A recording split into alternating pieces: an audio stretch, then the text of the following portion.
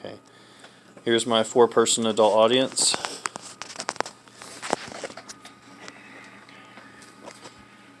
So there's one silent ailment that has plagued mankind more than anything else. And no, I'm not talking about COVID-19, but rather we're talking about headaches.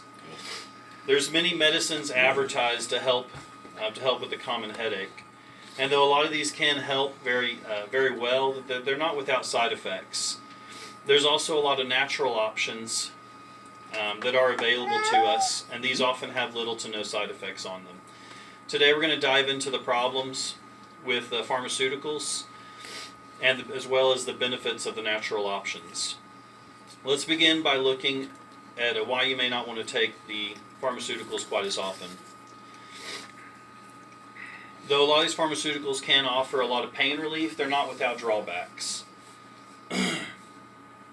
Did you know that even a couple times a week of taking common pharmaceutical options, when you stop taking them, can actually lead to more headaches than when you had before you started taking them?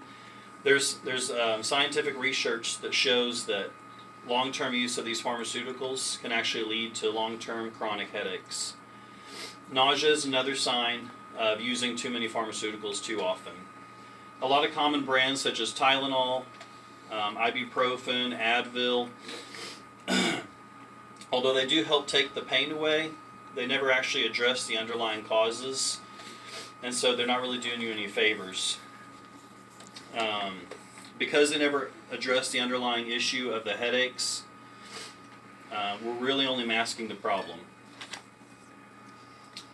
Essential oils are not without precautions, but they are generally much safer than the regular pharmaceutical options.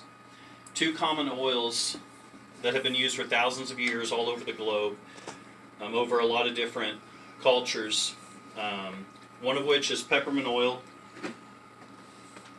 Peppermint oil is a common one we've used for a long time. It's primarily used for tension headaches. It's believed to help primarily because it has a really strong cooling effect.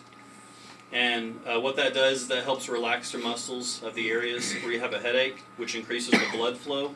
And that's one of the underlying issues often with tension headaches. One of the other essential oils that helps a lot is lavender. So lavender is primarily used more for migraine headaches. It has a very strong calming effect for you.